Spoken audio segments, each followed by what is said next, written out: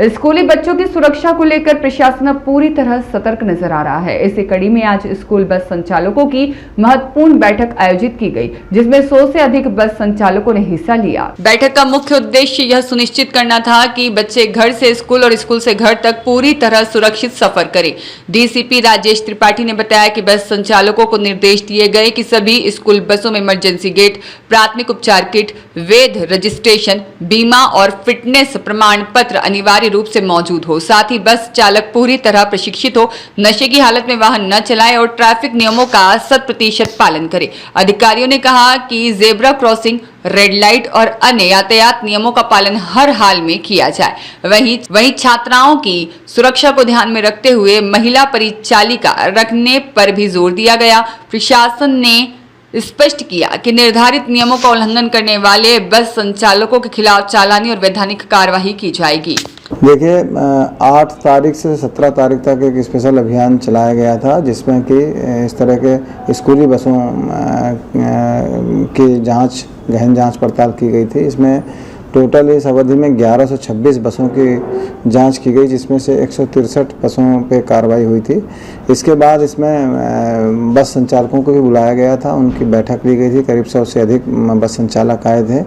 मुख्य रूप से उन्हें ये बताया गया है कि एक तो उसमें महिला अटेंडर हों, अगर कोई लड़की भी जा रही है स्कूल या कॉलेज तो उसके लिए महिला अटेंडर होना ज़रूरी है, और साथ में फर्स्ट एड का बॉक्स होना चाहिए, अंदर सीसीटीवी कैमरे होने चाहिए, और लाने ले जाते समय एक जिम्मेदार व्यक्ति के जिम्मे में छोड़ करके ही, अभिभावकों के जिम्मे में छोड़ करके ही बच्चों को उसके बाद ही जाना चाहिए। ये और इसके अलावा और भी बहुत सारे, खासतौर पर ड्राइवर वर्दी में होना चाहिए, ड्राइवर नशे में नहीं होना चाहिए, और वेल बिहेव्ड और अच्छे से बच्चों के साथ अच्छा बर्ताव करने वाला होना चाहिए। ये भी बताया गया कि जो भी आप इसमें ड्यूटी में जिनको भी लगाते हैं, उनके यदि आप हमसे क्रिमिनल रिकॉर्ड की जानकारी चाहेंगे तो वो भी हम आपको दे देंगे, लेकिन इसको इंश्योर करें कि उसका चरित्र अच्छा हो, उसका चाल अच्छा हो, और वो बहुत स्पीड में गाड़ी भगाने वाला ना हो। बच्चों की सुरक्षा के लिए ना सिर्फ कमिश्नर सर द्वारा बल्कि सरकार लेवल पर भी लगातार इसकी मॉनिटरिंग की जाती है, और ये सुनिश्चित किया जाता है कि किसी भी तरह के बच्चों के साथ जो स्कूली बच्चे हैं उनके साथ कोई भी तरह का सुरक्षा से कोई प्रश्न चिन्ह ना उत्पन्न हो पाए, और ना ही उनके साथ कोई दुर्भावना या दुर्व्यवहार।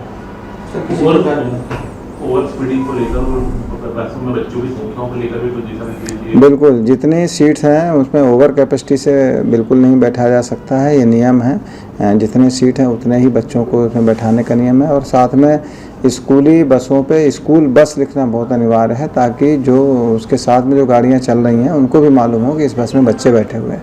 सर, किसी प्रकार से अनियमितता पाई गई तो कार्रवाई की जाएगी? 163 ऐसे बस थे जिनमें कार्रवाई की जा चुकी है अभी तक, और ये उनको स्पष्ट रूप से बता दिया गया है कि आपको मीटिंग में बुलाने का उद्देश्य ही यह है कि अगर भविष्य में इस तरह की कोई चीज़ होती है, और यदि कोई बड़ी घटना या दुर्घटना होती है, तो न सिर्फ आपके ड्राइवर बल्कि इसमें आपकी भी जिम्मेदारी तय होगी, जो कि आपको भी इस चीज़ के लिए बताया गया है। यदि आपने उन्हें ठीक से ट्रेंड नहीं किया है तो इसमें आपकी भी जिम्मेदारी फिक्स की जाएगी। सर, कुछ ऑटो वाले और मैजिक संचालक और साथ में वैन वाले वो भी बच्चों को ले जाते हैं, तो ऐसी स्थिति में सर उनके लिए क्या दिशा निर्देश है? बिल्कुल, उनमें भी एक तो ये क्लियरली इंडिकेट होना चाहिए कि वो बच्चों को ले जाने के लिए हैं, और दूसरा जितनी सीट्स अवेलेबल हैं उससे ज़्यादा ओवर बच्चे वो बैठा नहीं सकते हैं, ये बड़ा स्पष्ट है। और बच्चों की सुरक्षा के लिए इसमें जो भी दिशा निर्देश स्कूली बसों के लिए वही उन पर भी लागू होते हैं। ब्यूरो रिपोर्ट, सत्याग्रह न्यूज़, मध्य प्रदेश।